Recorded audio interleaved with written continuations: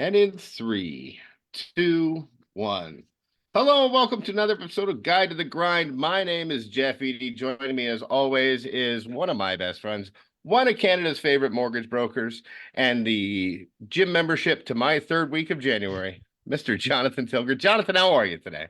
I am doing phenomenal. It's interesting you say that. This was always the time of year I hated when I was a regular gym rat. I hated going to the gym for these first 3 weeks because you had all these extra people here who had no clue what they were doing.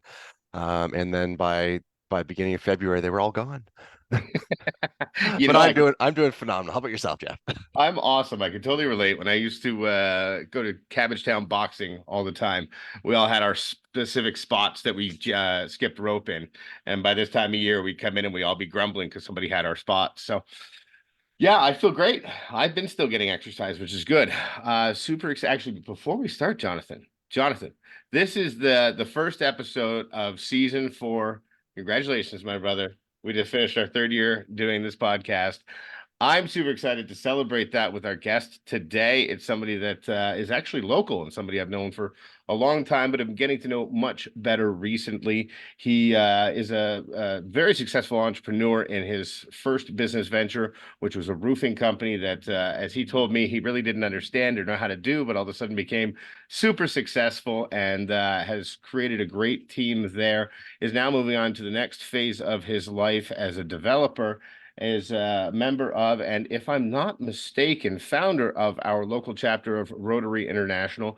Please welcome to the show, Mr. Archie Merigold. Archie, how are you today? Very well, thank you. Thank you for having me aboard. I'm one of those guys that goes to the gym in January and finishes at the end of January. We've all been guilty of that at some point or another. Thanks so much for joining us today. I'm really glad to have you on here. I know we've had a couple of great conversations in the last couple of weeks. I know you're doing some spectacular things here in my hometown of Dunnville, which is really cool, John. I think we've only had one guest from Dunnville before, and I'm really excited about this one. But Archie, why don't you tell us a little bit about your story and how you got started in the world of business and transition from the mindset of an employee to the mindset of an entrepreneur?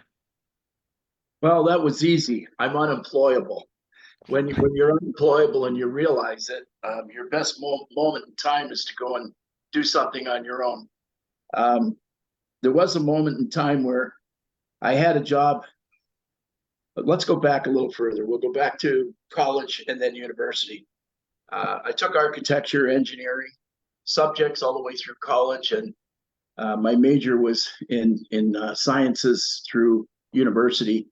Graduated at York University Atkinson College, and then decided I would enter the great world of business and life at 1973, when the average wage take home was around $14,000 a year. So just to give you a perspective on it, Okay, but just apartments were fairly inexpensive. And yeah, I was going to say in line with that 14,000. What did a house cost then? well, I built my own house in 1974 on 9 acres of land that I bought from my parents, and I had a $35,000 mortgage on it, and I was befuddled because the learning experience of life is what comes from what mentors don't tell you. So if you've got a mentor, they can kind of get you to St. Catharines quicker if you're going through than going 90 miles to get to St. Catharines. They'd show you how to get there in 35 miles. So life is one of those things where if you don't have anyone to show you, you end up with things you don't want. One of the things I didn't want was a high mortgage rate. And at the time, mortgage rates were flying off the shelf at 12 and 3/4. And there was a plan for them to go higher. So as soon as I locked my mortgage in $35,000 at 12 and 3/4, the interest rates dropped down to 9 and 3/4, which took the wind out of my sails because now I'm paying 3% to someone for the privilege of sending the money, and really you don't pay much off. So business was something I got kind of thrown into right away, and I realized the reality of economics. I knew that working for someone else wasn't going to get me anywhere. So yeah, it's actually quite an interesting go backwards and analyze it, because it's 50 years from this January, almost to the date of what we're talking about when the man arrived at my door a house sitting on 9 acres of land. He took a look at the house outside, and I opened the door and he said, "You've got your mortgage." And I said, "Well, you have to come inside and look at it." And he said, "No, I don't need to look at it." So that was another revelation. And I had to lock it in. People didn't want to give mortgages to houses in Dunville because they weren't in a big city. So there were a lot of issues. Anyway, bought some land in Florida, sold the land in Florida, made enough money to pay off my mortgage in about 6 years. Yeah, about five years, I think that happened. So I got rid of the mortgage. But while I was going through life, I had to get a job, and I came out of university looking for something, and engineering was not an easy subject to place yourself, especially in a recession. I took a job at Stelco, Steel Company of Canada, in engineering, and I had a flexible schedule so I could do something with my time, and I realized that I was unemployable. I always wanted to do something positive, and most of the people at Stelco didn't. They had great plans for me, I didn't. So I ended up doing a 180 out of that, created a company of sales and of selling products for Texas Refinery. It was just a thing that was available, and I noticed it in an ad. I ended up selling roofing products, and I very, very successfully, by the way, on a Saturday morning. One Saturday morning, I made $2,700, which was really about 2 weeks of wages back then, maybe 3 weeks. So it was one of those things where you realize in life you got to be doing the right thing. So I built the small business up over time, and it evolved into a fairly successful small industrial roofing business. We did industrial maintenance and industrial roofing. And we were doing large accounts, Nabisco Foods, Maple Leaf Mills, and large projects. But I had to switch things around, and I did. And what happened was I was still working at Stelco, and I decided quickly that I would get out of that. And the way that happened was I made 2 years' wages in 3 weeks. So it was like the light went on. How'd you do that? The light needs to go on with that one. But I quit Stelco, and but when you're you work somewhere for 4 years, and I worked there for 4 years. It's interesting when you leave, because you'll wake up one morning and think you still work there. You still have a job, and you get dressed to go to work, and then you find out you don't have a job. You have to do something on your own. So that's kind of like the rude awakening of life for me. And Is that like did they cut your job? They laid you off? no, I quit. Oh, okay. One day and quit, and off I went on my own. No, that they didn't want me to quit. They had me earmarked to run a great big facility that they were building, and I said no, thank you. At any rate, I built the roofing business, and for 48 years we built it up. It was a small business at first. Had to figure out what to do, how to do it properly. And I ended up tying the company up with a company called Duralast, and this year we sold the business, last year, it would have been 2023 in March, for a substantial amount of money. And we will continue, the roofing business will continue on in the millions of dollars in the sales of the company. Lots of people sell things, so that's not a huge achievement. What I am most proud of is that during all of this, I had 4 children, 3 of mine, and one when I remarried a lady. I don't want to get too deep into too many things, but you're only as good as the partner you have in life. And that partner was a wonderful choice to reset. It was a good, clean separation from one. In fact, the lawyer that read the offer that I put forward said it was the best offer he'd seen in 30 years. So that was a clean, because you have to deal with that person for the rest of your life through weddings and relationship things where you sit down at Christmas sometimes and she's invited. So, one of the things that is important in life is to do things well and to do them, treat others as you'd want them to treat you. So we just moved from one side of the house to the other side of the house. I feel like I walked from one bedroom across the hall into the other bedroom, and each bedroom would hold a business. So the one I sold would be in bedroom one. I walk across the hall, open up the door, and the other business is already in place. It's industrial roofing's behind me. This is building senior citizen accommodations. And we have 4 pieces of land, upon which one right away we'll be building 36 townhomes. They're a special kind of a product. What it is let me go backwards one step. I sold a part of this development to another developer, and he's builder of the year, and he's going to help me build our product. He's building the townhomes. I'm building what's called quad units. And quad units they look like a townhome from the front, but they're actually a large 4-plex dwelling with 2 units upstairs, 2 units downstairs, and an elevator in the middle, and then 2 units below. 2 units per side below. So it's a little bit complicated, but not really. The building separated in the middle. You've got a unit upstairs, a unit downstairs, about 1,100 square feet in each. And the unit that would be below that, below grade, would be 400 square feet. And that would go, the 400 square feet at the back of the building would go with the ground floor unit, and the 400 square feet at the front of the downstairs would go with the upstairs unit on that side. Not that complicated. So Archie, sorry.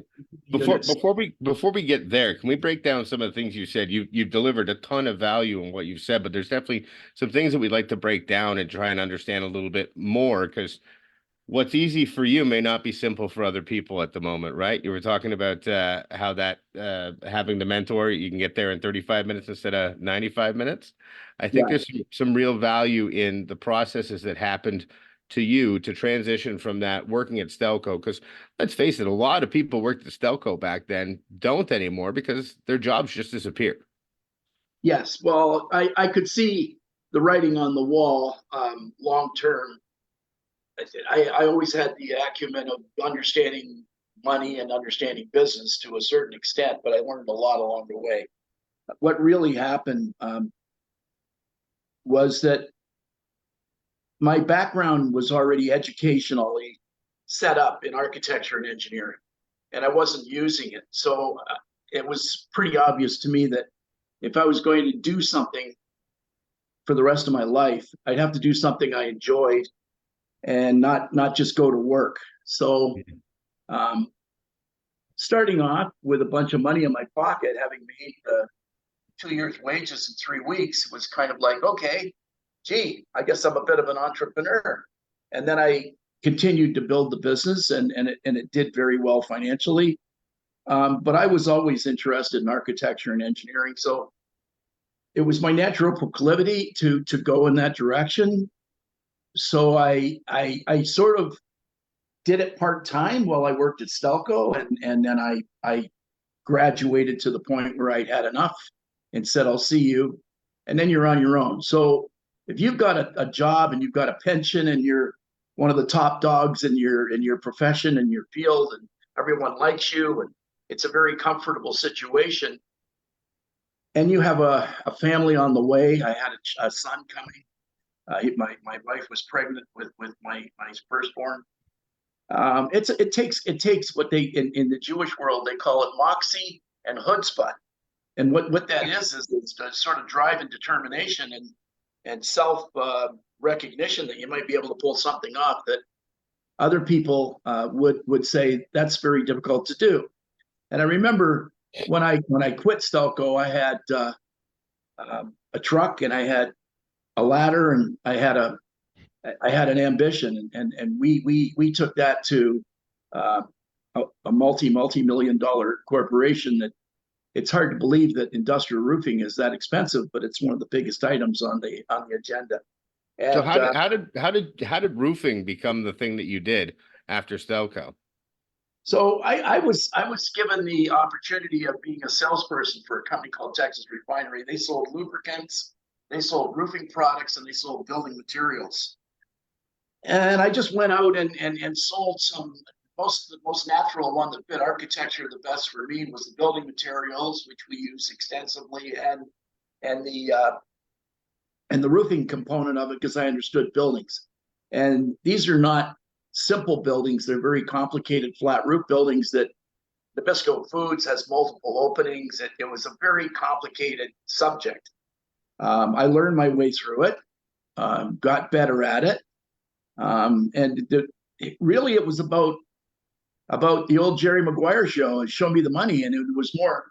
It was a naturally financially rewarding business model that didn't require a lot of net capital to get started. Where business models are really what should be taken out of this is what business model do you have? Or if you're making clothing, that's one thing, but you have to have multiple sizes and multiple colors, and then you have to have his, hers, and it gets extensive. If you're in the restaurant business, it only makes so much money. You got to wait for people to come in. You're already paying for a business. You're already paying for people. You're paying for food that you may end up throwing out. So the business model is really, really integral. And I just found that business model fit me for what I could do and how I could do what I could do and what I could bring to the table. It was a blue collar industry. I would have, my natural tendency would be to go to something that was higher end, but we we did very, very well financially. And when you're doing very well financially, you can kind of say, okay, this works. And we dialed it to a PVC membrane system only, and that's what we install now. In the multi-millions dollars of watertight roofing is a continuing company. And so I went there basically because it fit me. It was something I could do, but all the time I was doing that, I was always buying properties, fixing them up, selling them, flipping real estate, but on a larger scale than a lot of people were doing. Doing developments was something we did. The development at the lake. I did 2 subdivisions in Dunnville. So my natural tendency was to go along and get things done. Starting in a small town is very, very difficult because they don't have the infrastructure required to move forward, and a lot of dollars have to be put up. So I made an alliance with a gentleman I met at a function. It was a fundraiser, and he wanted to buy something I had, so I sold him one of my developments, and we worked out a deal on a joint venture where they're going to and we're going to work together. The name of the company is Mountain View Homes. They were Builder of the Year last year. Delighted to be connected to that part of life.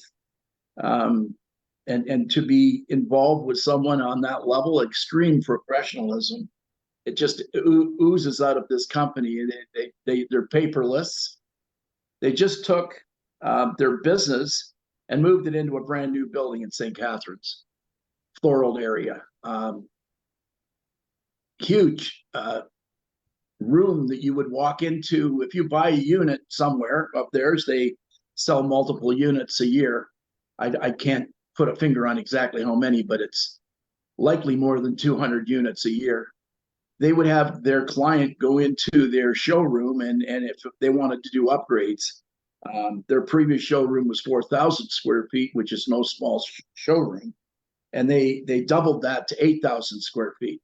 So when you walk into this place, it's pristine, clean, everything in place. And then you would have the opportunity of doing an upgrade to meet your requirements of what you might want in a dwelling. So great alliance, great opportunity. And so I'm a person who's lived here. This is 50 years this year that I built that house that on that 9 acres that I bought from my parents.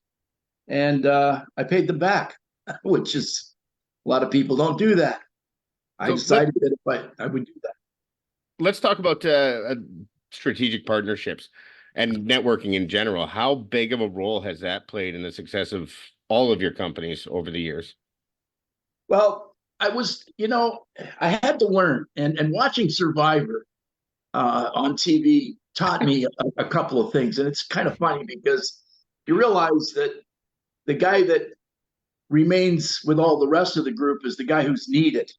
And if you're going to make a alliance with someone, you have to trust them. And so the biggest thing for me was I had kind of stayed back from alliances. Networking was huge. I started the Rotary Club in Dunnville in 1990, and I had the opportunity to, that's 34 years ago, the opportunity to meet a number of business people and to help each other a number of times. There's long stories that can get dragged out on that, but it's quite interesting the value of having someone bring a new idea to you, or you take their idea and give it a little bit of a push in one direction, and you can earn some very good friends and make some very good acquaintances through Rotary. And Rotary is it's about the whole motto is service above self. So for me, it was an opportunity to grow as a person, as a human being. I had 4 children to raise, so morals and ethics and trust was huge, and it had to be. But principally centered values, that's another, one. There are a lot of people that speak well of these things.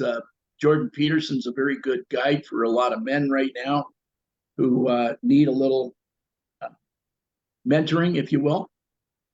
So I've followed and assisted where possible, and been advised by my true friends tell me what's wrong with what I'm doing, and I appreciate that. And they have no axes to grind, so that's all good. What is it? A true friend should badmouth you to your face and stand up for you behind your back. That's exactly it. It's not so much bad about you, but they'll tell you if you're off course. Yeah. They'll also warn you if the railway track ends before you think it ends. And if you're going too fast, they might say, my suggestion would be to take a breath and slow down. So there have been a lot of very, very positive things that have come out of relationships. I don't consider myself to be anyone special. I honest to God don't. Many people have accomplished great things. But the trick is when you accomplish anything, it's keeping it all together. And over the long haul, having it start from 0 and slowly get to 60 miles an hour, and then or 60 kilometers to 100 kilometers to 150. And you continually build up instead of having it go up and then fall apart. And a lot of people have been very successful and their lives have fallen apart. And then they've had to pick them back up and go again. So I think if you play your cards right. Oh, you just muted yourself. Apologies. No worries. Let's talk about that for a minute. Have you had any major upsets that you had to muster the courage or the chutzpah, as you said, to get back up and conquer that horse again? Well, life throws a lot of curveballs at you. It's not an easy path for any of us, and people are always looking for happiness, and it's like looking for equity in a house. Like you can have a flashlight and walk around in the attic looking for equity, but you're not going to find it. And if you really want happiness, it's a fleeting moment and it occurs periodically. It's very difficult to keep all of what we've got going together. And for me, I'm just glad that I'm able to do what I do and pull it off, and not have the ship sink. But to answer your question directly, I had to reevaluate my goals, and I had 5 of them. First 3 goals were to be happily married, live in the forest, and to have children. Those are honest goals that a lot of people might have. My fourth goal was to be financially independent. That was something that I really thought if I could strive for anything, I would do that. And then the last goal was to be in charge of my own destiny. And that means you have to work for yourself. But along the way, I met a girl at college and I married her and we had 3 children together. And I realized that if I was going to go anywhere in my life, this pace that I was going in this little love trip that I was on had ended kind of a long time ago. And it was like I was carrying the ball and you only have one life and you have to be happy in that life. And I did say happily married. So I reevaluated that and I had to take that apart. That was probably one of the most difficult things to that point I'd ever done in my life. I did it with dignity. It cost me $500,000. That I did it with a clean nose, and I stood tall doing it. Shortly after it was over, I started Rotary in Dunnville. I got asked, so my name in town hadn't been ashamed or anything. I didn't fool around on my wife. I just made a decision that if I was going to continue and she was going to continue, that we'd have to continue in different paths. So that was a difficult time. My son, Rob, lost his wife through cancer, and she died in 3 weeks. As soon as he found out about it, she died in 3 weeks. That took the wind out of our sails because I was always telling the children to play the long game, and that didn't happen on his side. So yeah, there have been moments. There are always challenges. I've been fortunate that all of our children have stayed close to us and been able to make all of the businesses that we enjoyed work. One of them didn't. It was a fashion business that my wife and I tried to get going, but it became fairly obvious fairly soon that it was a extremely financially involved business. It took a lot of capital.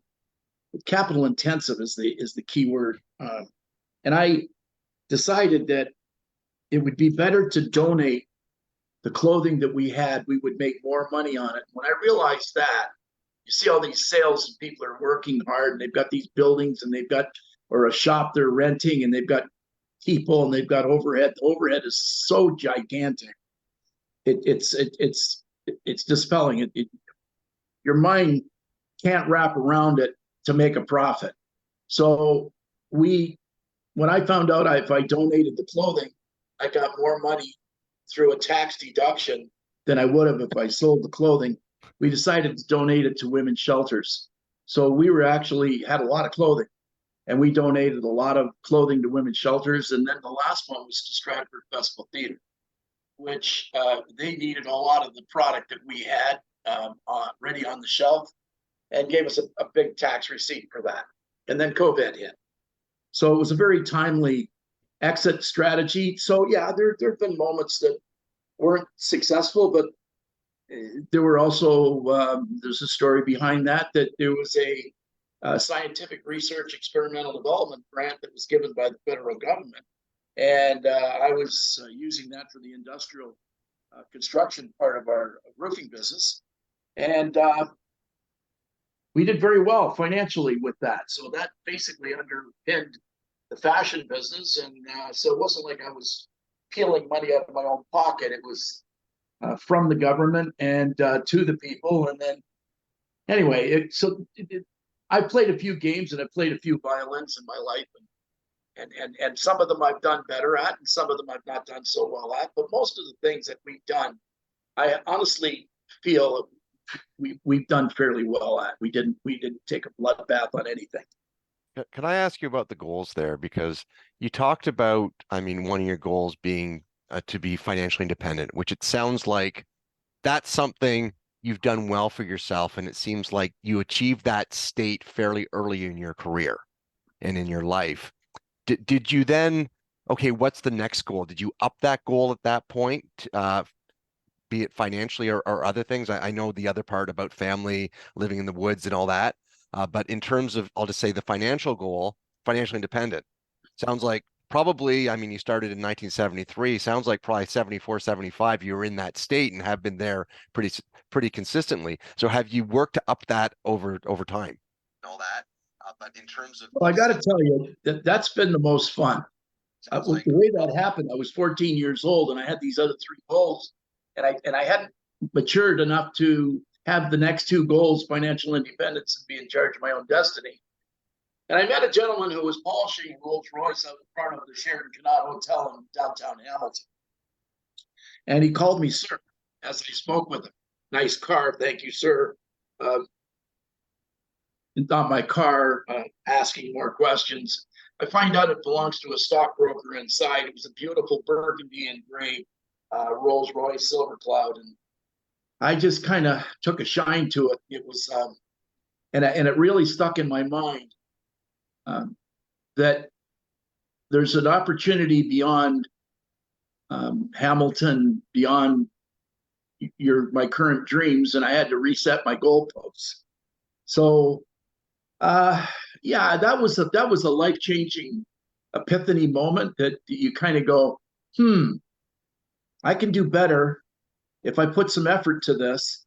So, and my dad, bless his heart, said to me, if you do get a job, and I did in the grocery store business, and I rose very quickly from a guy pushing buggies around to being the guy in charge of all the part-time staff.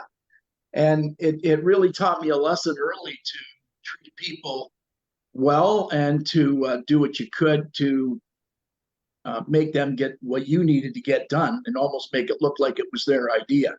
I learned a lot, but just being financially independent, it came from paying off my student loan, paying off the mortgage on my house, investing money by remortgaging my house, then building townhouses that I built 6 townhouses 35 years ago, 36 years ago, 35 years ago in 1989.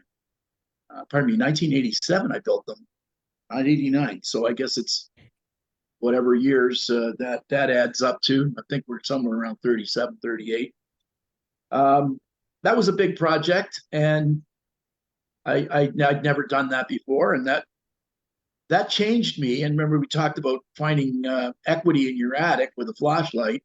Once you put A and B together, it's amazing the value that's there beyond when you buy a piece. So I bought a piece of land and I designed something for my background, put 6 units on. I was 40 years old, 39 at the time, 40 when I finished them. And I rented them all out instead of selling them. And that we still own 4 of those units. I sold two a couple of years ago. So, life is it's challenging, but as long as you stay on a good focused path and you have good goals, and financial independence requires honesty, integrity, and I kind of learned that right off the bat in 1990. I was in Lions before I was in Rotary from 87 to 90, and then from 90 till 93 when we had chartered the club, I was in Rotary, and I was the chartering president of Rotary. So that was an honor, and but it also came with a lot of values, morals, ethics, and principally centered values. And so you constantly are rehashing in your own head how right it is of everything you're doing, especially when everyone's watching you and your own family's watching you. It's kind of corrective. It's a corrective mechanism. You don't have a lot, but I did have a lot of fun. So let me ask you, how did you make the jump from real estate investor to real estate developer? Because they're two very different lanes. Well, I was always developing something. If it wasn't children, it was something else.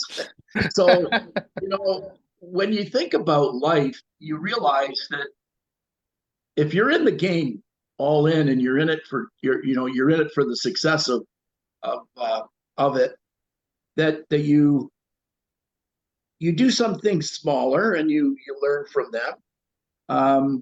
Once I built this 6-block complex. It's street townhomes. Each had their own individual mortgage. Each had their own individual services to the unit. And I had to argue with the Grand River Conservation Authority, hire my architect, and go on my own and think I could do things that were not allowed, and I got them allowed by thinking my way through. So what happens is when you have the confidence of doing something, and I remember the bank saying to me, well, I thought you were going to sell these, and I said, yes, I was, but I changed my mind. And they said, well, we can't give you the mortgage because we don't do mortgages on these kind of properties. So I had to go and find another place to get mortgage money, which was no problem. I went to a life insurance company. They've got lots of money. But you learn along the way. And so that transition wasn't that hard. I'd already built 6 units. I'd already done a development in real terms. So I bought land and did a development at the lake. I built the business. There are a lot of pieces of life that move on as you're moving through. And I'll tell you, the development process to take a piece of land from raw land and develop it into something, first of all, it has to be designated residential if you're going to build residential on it, or it has to be designated industrial. And then you have to go through so many steps. It's very complicated. But I had the background for it, and I had the moxie and chutzpah to do it. I'd proven to myself that I had done something, built six units. That was easy. My wife and I owned a property that I owned 2 acres, and I owned this house in the front of it. And we'd already severed off the 2 acres, so the house in the front of it was an old house, and people kept moving out in the middle of the night. And I said, you know what? I said, I'm not happy with this. My wife said, why don't we tear it down and build something nice here? So I said, well, you know what? I think we can. And I measured it, and yes, we could. She designed it. Like I said, you need a good partner. She stayed up all night long. I fired 2 architectural technologists who had tried to do a design that we just couldn't put up with. And my wife stayed up until 4 in the morning and did a 1/4 inch to a foot drawing of this thing, kind of a rough pencil sketch. And I was blown away when I got up in the morning and looked at it, because I wasn't up at 4 in the morning. And that we built that, and coincidentally, we sold it last year for more than $1 million. And it wasn't anything that we owned before we put it there. So real estate's quite an interesting adventure, and how that worked is complicated to explain quickly, but suffice to say that it was a successful venture. My son helped me through the process of making that change hands. On paper, there was money changed hands, but really it was more of a father to son thing. So anyway, we've made it go away, and those obligations now are someone else's. But I never really had any challenges stepping into the development business. It was something I wanted to be involved in. It's just so difficult to do in a small town where the infrastructure isn't there, and a small town connected to a small county with a budget of $85 million a year. Haldeman County's budget is so small compared to $445 million for Niagara, that they can do things, and they do things according to the Ontario government's rules that are make it a lot easier for developers to do their job. But the County of Haldeman will not put any money up to facilitate development to get money back, and that's a complicated subject. But getting back to how I got in it, I've been in it all my life, and it just so happens that everything's coming together with 4 major developments. And on top of that, 1 I sold, so there's 5 major developments. And they're going to come to a community that hasn't had any experience like that occur probably in the last 15 years. So this is going to be 4 major projects plus 5 major projects that will naturally evolve and fold out and bring somewhere in the neighborhood of 250 units to a community that, so that's at 2 people a unit. that's 500 people. Well, when you're talking a population in the urban area of 5,500 in Dunville, in the rural area, it's another 5,500 or more. It's quite interesting because you're adding basically 10% of the existing population to the urban core, and it's a no. Most of them will be seniors, so it's not a load on the system. Yeah, so let's talk about this, because this project is very different and very interesting. Now, if I'm not mistaken, when we were talking yesterday, you're basing this different type of floor plan on something you had in Aruba?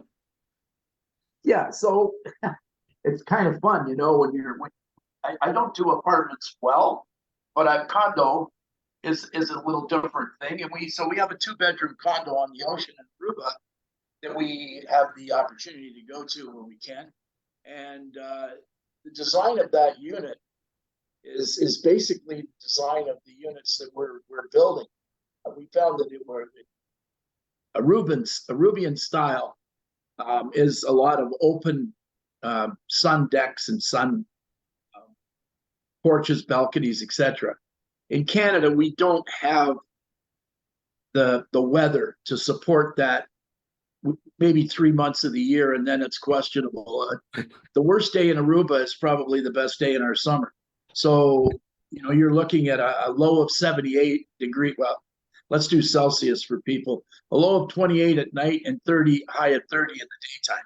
That's pretty well it all year long. So we took their design. Basically, it's kitchen, dining room, front room, and then they have what they call a balcony sunroom, and we would change the balcony sunroom to a flex room. And then on the other side of that is master bedroom, washroom, bedroom.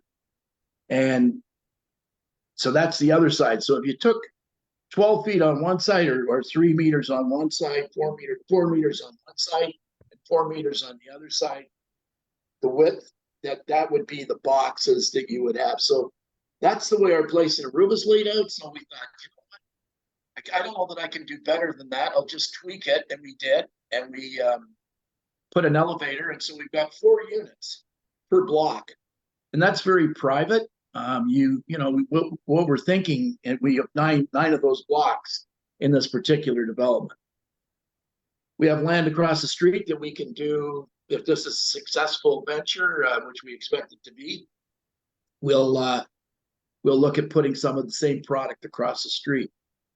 But there's only so much you can do with the space, and I kind of enjoyed it. And what was funny was that while we were in Aruba, we liked it so much, we wanted a little place down along the beach, so we got a studio apartment along the beach. And so when we were down at the beach, we didn't have to come back up to our unit. We could have drinks, barbecue, washroom, privacy, sit down. And so we had a studio in the same complex. And I learned from that if I put a studio underneath the condo that I had upstairs, that I'd have replicated the same thing. So that's actually how it came about that we designed this. 400 square feet is a fairly large area. For most people, that's 20 feet by 20 feet. I'm going to do feet because that's the way the building industry works in Canada. So yeah, that's a big room, and I believe you were over at one of our places, and I showed you how big that was. It's actually a good size. We call that a flex room. So yeah, that's how it got designed, and that's how it came together. And I had a piece of land that I put 5 parcels of land together to make this one chunk of land, and then I divided it into 2 pieces of 2 developments. So you can imagine just adding to over time, and developing this thing to a point where now you've got a chunk of land that you can work with. And then you say, well, what can I put on it? So I figured out what I could put on it, what would be left. And the piece that was left was about 1 acre 0.87 of an acre, 1.87 of an acre. So what I could do with that, which is probably 75,000 square feet, what I could do with that was design something to fit it. So then I went through, okay, and you can do this in life with anything. You say, okay, well, this is what I've got. This is what I can do with what I've got. And it was one of those natural things that you work your way through with architecture and engineering and background, and I understood what could be done.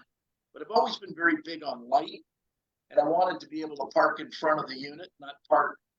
You know, the biggest problem for seniors is they forget something in their car, and then they've got to go down the hallway, down the stairs, back down the hallway to get to the garage entrance, go to the garage entrance, find their car, get what they've got to get, and then by the time they get to their car, they're exhausted. Then they got to come back And they forgot what they were getting in the first place. Oh, you know, it's so much easier if you can just drive up in front of your place, get out and walk into your door. And that's the way I design these. So I design them with the best possible usage for the space to give people the highest lifestyle that they could possibly get in that space. I think it's really interesting because it is, you know, it's 4 condos basically, but you've combined like a stacked townhome with a condominium with a duplex and have an extra, you know, in-law suite or guest suite attached to every unit in there. I think that's brilliant. It's feeding the market where it's at right now because more and more people are either living with their parents or their parents are living with them, and having the ability to keep an eye on them or to save while they're looking for something else. That's huge. Yeah, what I've kind of learned is that there's some things that have happened along the way which are quite interesting. One of them was I mentioned my doctor wanted to know why I was so stressed because we hadn't put the whole thing completely together yet, and now we have. But at the time he asked me, and I told him what we were building, and he said, "Well, you know, I have to work in the emergency department in town, and when I do," he said, I need to stay somewhere. So he said, for me and many of the doctors here, it would be very easy for us to buy one of these. We get the downstairs suite, we rent the upstairs out, and then maybe I sell it later or maybe whatever. But so there were uses beyond the original scope of just having a condominium and having an 1,100 square foot condominium. That's actually a reasonable size. That's a good size. We live in it in Aruba, so it's actually a little larger than the one in Aruba. It's about 1,000 square feet, so it's 1,100. But then to have this downstairs facility, all available by elevator. So now you walk. Well, we've just lost your audio.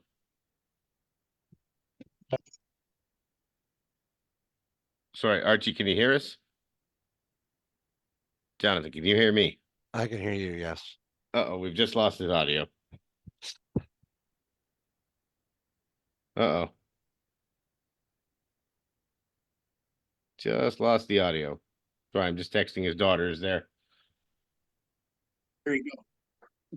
Oh, sorry, Archie, we missed the last thing you said there. Your audio just dropped for us. We got you back now, though. Yeah, there we go.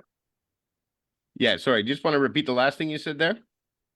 Yeah, so I'm just saying that walker accessible is very, very important for seniors. And when do you become a senior? Well, when you're no longer mobile physically, and there's guys that are 50 years old that look worse than guys who are 85 years old. It really gets down to what's your mobility level, and you got to keep moving. And going to the gym, which we started this whole thing with, was a big joke. Nice, I'm going to go to the gym and stay at the gym. I actually have a place large enough that I've got a room that we're going to make into a gym. Then I won't have to show up in January and leave in February. So, Archie, we're at the end of our hour here. Is there anything that you'd love to leave our listeners with? Any piece of advice or kernel of wisdom that you feel would be pertinent? Yeah, I think young people are challenged today when they look at the big picture. It's kind of like, how do I do this? Well, how do you eat an elephant? First of all, you have to decide to eat it.